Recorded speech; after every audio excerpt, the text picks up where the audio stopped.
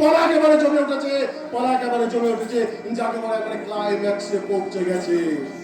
ওই ওই কাহিনী নায়ক নায়িকার বিয়ে ঠিক হওয়ার পরেও বিয়েটা ভেঙে গেছে। আমি জানতাম এমনটাই হবে, কারণ ওই গৌরী, ওই আর একটা মঞ্জুরি, আর একটা শয়তানি। আপনার ধারণাটা ভুল। ডাক্তার কি বলছেন আপনি? হ্যাঁ, আমি ঠিকই বলছি মিস্টার গাঙ্গুলি। রাহুল আর গৌরীর বিয়েটা ভেঙে গেছে ঠিকই, কিন্তু এর জন্য গৌরী দায়ী নয়, এর জন্য দায়ী ওই ঝুমা। কারণ ওই ঝুমাই প্রমাণ করেছে গৌরীর সামনে রাহুল লম্পট। কি বলতে চাইছেন আপনি? ইয়েস মিস্টার গাঙ্গুলি, সেদিনের ঘটনার পর থেকে রাহুল খুবই ভেঙে পড়েছে। তাই আমি গৌরীদের বাড়ি গিয়েছিলাম, গৌরী আমাকে ফিরিয়ে দিয়েছে। তার ভুল ভাঙাতে পারে একজনই, সে হলো ওই ঝুমা।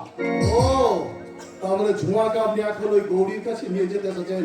ফিরে যান, ফিরে যান, ফিরে যান ডাক্তার। ওই ঝুমা তোমাকে কোনোভাবেই সাহায্য করবে না, কোনোভাবেই না। কিন্তু রাহুলের কষ্ট যে আমি আর সইতে পারছি না বিকেল বাবু। সেদিনের ঘটনার পর থেকে রাহুল খাওয়া দাওয়া ভুলেছে, ঘুম ছেড়েছে, চরিত্রহীনতার অপবাদ মাথায় নিয়ে নিজেকে একটু একটু করে শেষ করে দিচ্ছে। বেশ হয়েছে, ভালোই হয়েছে।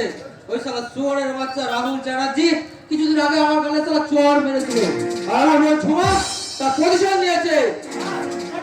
ঝুমা কোথায়? আরে বলবো না, তুমি শালা এখান থেকে ছোট দাও। তোমার বোন ঝুমাকে আর বেশি দিন লুকিয়ে রাখতে পারবে না। তাকে আমি একদিন ছুটে রাখতে বার করবো, আর সেদিনই তার অপরাধের শাস্তি আমি কড়াই যাও,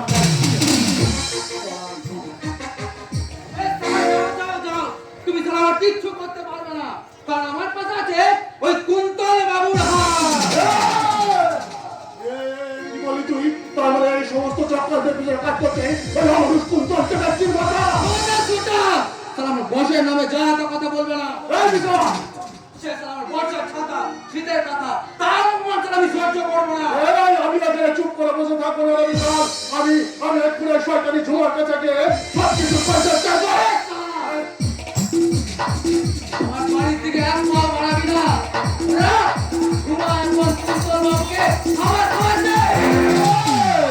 এই বলি ঝুমাই কুন্তলকে খাবার খাওয়াচ্ছে নাকি নিজেই খাবার হয়ে বসে আছে?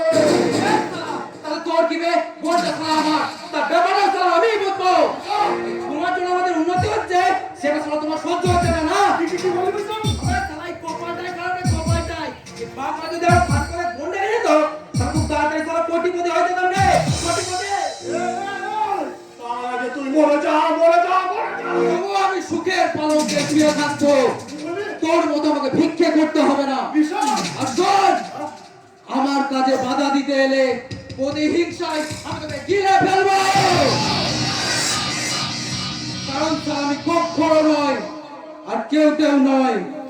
আমি শালা সর্বগ্রাসী হতে পারি।